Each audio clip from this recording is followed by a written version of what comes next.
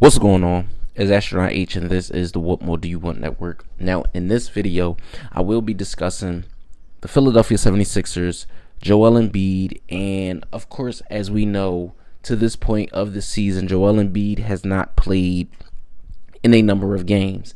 In the recent Sixers game lost to the Brooklyn Nets, he was actually benched in the fourth quarter before the Sixers ultimately lost that game. This is the same Philadelphia 76ers team who had aspirations for NBA title contentions this season with the signing of Paul George, the extension of guys like Tyrese Maxey and Joel Embiid with his new contract. But this season has not in no way, shape, or form materialized to what they may have thought it was going to be. You look at Joel Embiid and him missing an extended period of time. He even missed the Chicago Bulls game in their last game with the Chicago Bulls, the 76ers I'm talking about. And they said he missed the game due to them wanting to get further testing on his knee that he's been having trouble with, as well as, just trying to figure out a plan going forward as far as treatment is concerned with Joel Embiid. Let me say this, right? I know Nick Nurse says they haven't went that far to discuss are they going to shut down Joel Embiid, being as though he is averaging 23 points a game, about 8 rebounds and 4 assists. But in a recent quote, he said, this is Nick Nurse. He said, I think we're trying to do all the things that they think are necessary each and every day to try to get it better. Speaking on Joel Embiid's injury, I think the best course of action at this junction of the season, the Sixers are not going to make the playoffs. They're not going to make the playoffs at all.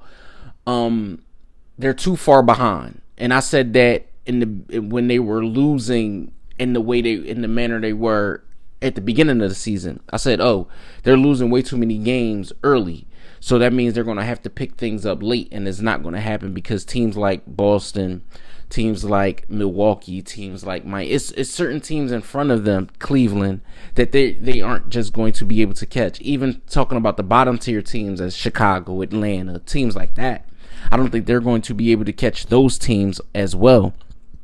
I think the best course of action, this is just me, is to shut down Joel Embiid.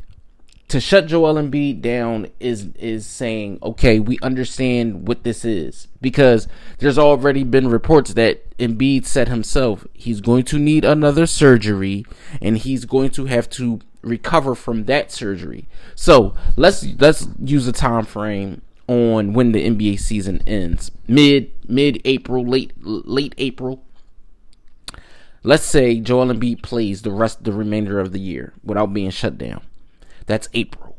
Let's say he gets the surgery in, let's say June. He gets the surgery in June. He will not be able to do basketball activities for an extended period of time.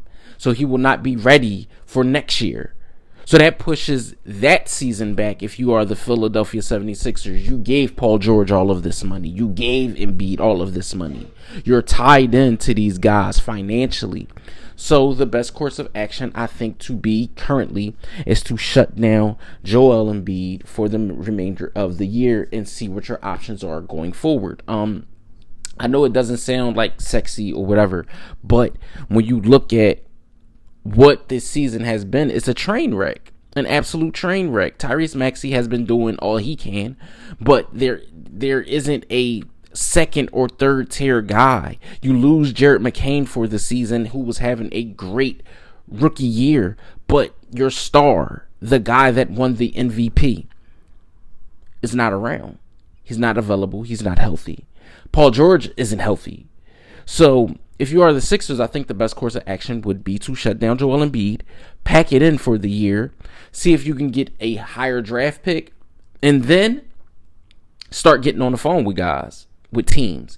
Because I said it, Embiid's value was as high as it ever was going to be when he won the MVP award.